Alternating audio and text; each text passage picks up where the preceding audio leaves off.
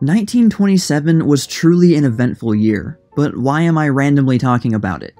Some of you might remember that I did a community poll about the best year of the 1920s a while back.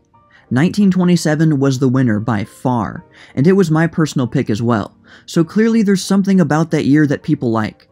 But let me also just preface this by saying that this is not a deep dive or anything, just a quick rundown of a lot of important events that happened then, and some things that I personally appreciate. Before we get started, I want to give a disclaimer that I feel like I really shouldn't have to, but I will anyway. Yes, of course, not everything that happened in 1927 was good.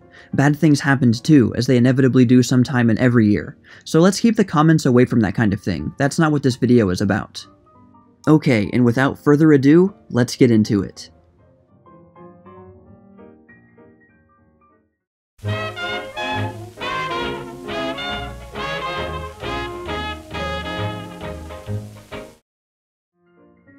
I don't even know where to begin first, so I'll go with my favorite subject, music. By 1927, the electrical recording process had been picked up by nearly all of the big record companies, so almost all recordings made then can be appreciated with better range, better clarity, and just much higher quality overall. This was also the year that one of my favorite musicians of all time, Duke Ellington, made his first important recordings. Not first overall, but the first important ones. These two songs are East St. Louis Toodaloo and Black and Tan Fantasy, which were both recorded and released in 1927. I love talking about these songs, and anything related to Duke Ellington's music, but I'll try to keep it brief so we can move on to other things.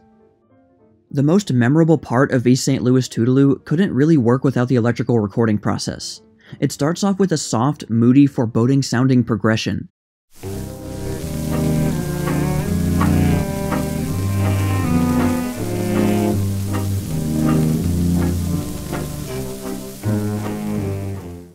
Then the dark mood is continued on a trumpet using the growl technique that Bubber Miley specialized in. Then it shifts to a happier melody, switches back, then switches back again, then goes in for a longer stretch of the happier mood and finishes with the dark mood.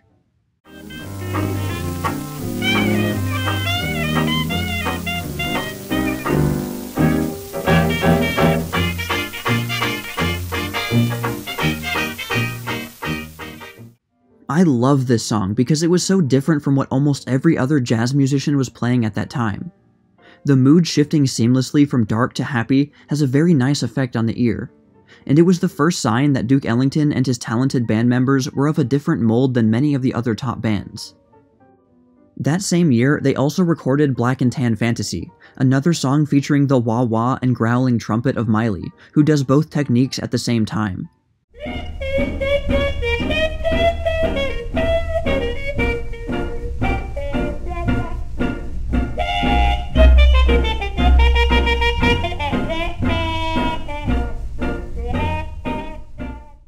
These tricks of Miley's characterized many of Ellington's early recordings. Once again, the mood shifts around in a very unique way that is a bit hard to explain. Basically, what I'm saying is, you just gotta listen to these two songs if you haven't already. It was because of this unique sound that Ellington's band had that led it to being booked as the house band at the Cotton Club, New York City's famous Harlem nightclub, in December 1927. Miley's growling trumpets and the interesting, exotic arrangements that created the jungle sound made the club's management think it would be a good fit. Ellington would also record the very influential song Creole Love Call in the fall of 1927, but it wasn't released until the next year. As much as I love Duke Ellington, he was not the only musician making great songs in 1927, so let's take a look at some others. First, one of the most famous, Louis Armstrong. What was he doing in 1927? Well, after he and his wife Lil Hardin started a group called the Hot Five and made some recordings in 1926, the group was briefly increased to 7 members and was then known as the Hot Seven. This group made a series of recordings in May 1927, which included such notable songs as Willie the Weeper, Melancholy Blues, and Potato Head Blues. The final solo in Potato Head Blues was one of the most influential for contemporary jazz musicians, especially trumpet players, who tried their best to get that classic Louis Armstrong sound. Many would point to this small jazz group period, which lasted from about 1925 to 1928, as Armstrong's and jazz's greatest.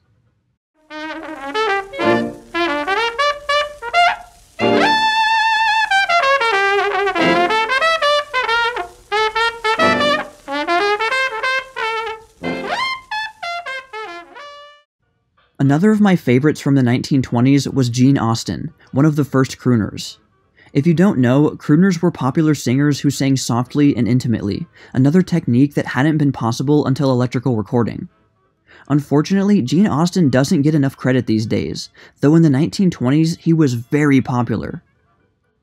His recording of Blue Heaven was a massive hit after it was released in November 1927.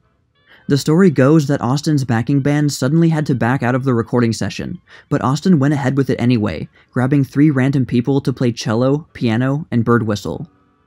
And with that, one of the most popular 1920s recordings was made. In fact, it has even been said that it was the biggest selling single until Bing Crosby's White Christmas record in 1942. Austen also made another song in 1927 that is less appreciated these days, called Lonesome Road, which shows the influence that blues music had on him.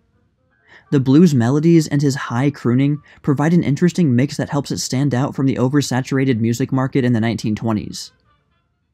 Weary tones such a load, begging down that lonesome road. It was also an interesting year for another of jazz's great soloists, the cornetist/trumpeter Bix Beiderbecke. Late in the year, he joined Paul Whiteman's orchestra, the most recognizable band in the US and perhaps the world. Previously, he had been in Gene Goldkette's band. When Goldkette's band was dissolved, Beiderbecke and some other band members defected to Whiteman. Bix's time with the Whiteman band let him play less jazzy tunes and some more poppy ones, and he became a master of both styles. There was also an interesting recording Bix made in 1927 called In the Mist, a piano solo piece that he composed and performed.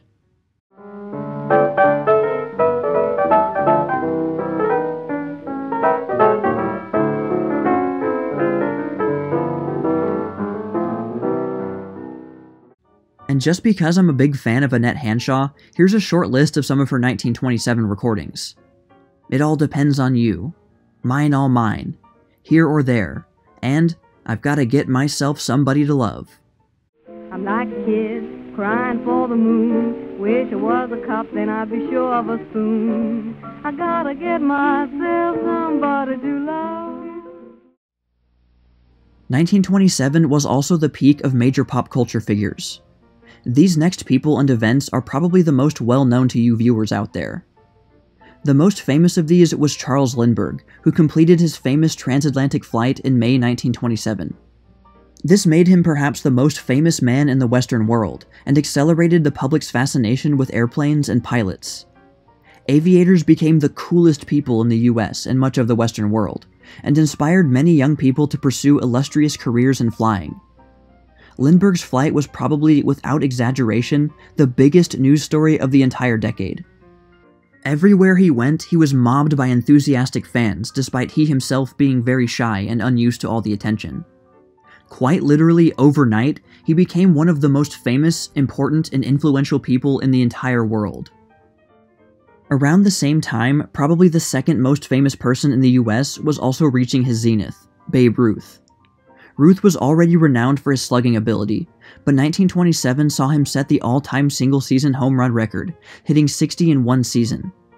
This beat the previous record by 1, a record that Ruth had also set back in 1921. And that 1927 record would stand until 1961. Ruth was a superstar, with grown men and young boys alike drawn to not only his incredible skill, but also to his very down-to-earth personality. He was off the cuff and unapologetic, a real everyman. He proved to many that a normal guy could achieve great things with a little hard work.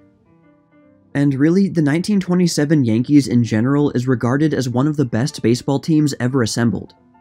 Ruth shared the field with Lou Gehrig, who even competed with him in a friendly home run race during the season, and actually overtook him briefly, finishing the season with 47 himself. The first half of the regular batting lineup was nicknamed Murderer's Row for how brutal they were for opposing pitchers. In the 1927 World Series, the Yankees swept the Pittsburgh Pirates after 4 games. 1927 also saw the famous heavyweight boxing match between Jack Dempsey and Gene Tunney, one of the most legendary fights in the history of the sport. And Dempsey himself was a contender for the third most famous person in the US in the 1920s. The famous fight, which took place in September, sold more than $2.6 million worth of tickets, which set a record. But what is most remembered about this match was the controversy surrounding what has been dubbed the long count. Tunney had been knocked down, but Dempsey didn't go to a neutral corner right away, thus delaying the count. It is still debated today whether or not Dempsey could have won the match if he had gone to the neutral corner right away. If Dempsey had won, he would have retaken the heavyweight boxing title. This outcome was big news since Dempsey had been favored as the winner, and quite a few people lost their bets. Fortunately, Dempsey was not upset about the outcome and praised Tunney's fighting abilities. The two even became friends in a great display of mutual good sportsmanship. These three events, Lindbergh's flight, Babe Ruth's record-setting season, and the Dempsey-Tunney fight, probably defined 1927 more than any other events in America, with Lindbergh's achievement spreading across the world. How about Hollywood? 1927 was part of the peak years of silent film, and also saw the beginning of the transition to sound, giving a dazzling variety of movies to watch. There were artistic films like F.W. Murnau's Sunrise, A Song of Two Humans, which is now considered one of, if not the best, of any silent film. Another movie released earlier that same year with perhaps an even better reputation is Metropolis, the epic science fiction film directed by Fritz Lang. For more run-of-the-mill Hollywood entertainment, there was It, starring the It Girl herself, Clara Bow, which tells the audience all about what it means to have it. There was also Seventh Heaven, starring Janet Gaynor and Charles Farrell, and was one of the most financially successful movies of the year. The same can be said about Cecil B. DeMille's epic biblical drama, King of Kings, which is the second movie in his biblical trilogy. And of course, there was The Jazz Singer, the movie that started the talkie revolution in the fall of 1927. While still mostly silent, its synchronized sound segments amazed audiences, and let the movie studios know that talkies could get the cash rolling in if properly invested into. Al Jolson continued his early talkie success with a string of other movies in the same musical vein, but The Jazz Singer will always remain his most memorable performance. It's also important to note that in the first half of the year, recorded synchronized musical scores and sound effects had been added to about a dozen movies, and there would be even more movies that would be made along the same lines for the remaining months of the year. One of the greatest movie palaces of all also opened in 1927. The Roxy Theater was the cream of the crop, a grand palace with a 110-piece orchestra to accompany movies. At big premieres, a long list of Hollywood VIPs attended, helping to fill the nearly 6,000 seats. And finally, 1927 saw the introduction of the Ford Model A. The famous Model T had been continuously produced since 1908, but as the 1920s went along, there was much more competition in the automobile industry, and this meant that Ford either had to provide something new or get overtaken by other companies that would. Henry Ford was stubborn and reluctant to create a new model, but was eventually convinced otherwise. The announcement of the new Ford model was big news when it was finally introduced to the public in December 1927. So those were just a collection of some main events and interesting things from the fascinating year of 1927. I'm sure I left some things out, so feel free to supplement my information with more events in the comments. This was just a quick overview of things, so I didn't really spend too much time looking through every single interesting thing that happened. This was just a love letter to 1927, not a comprehensive study. This video was also a good time to mention the book One Summer by Bill Bryson. It details many of the most important events in the US just in the summer of 1927, including many of the ones that I talked about in this video.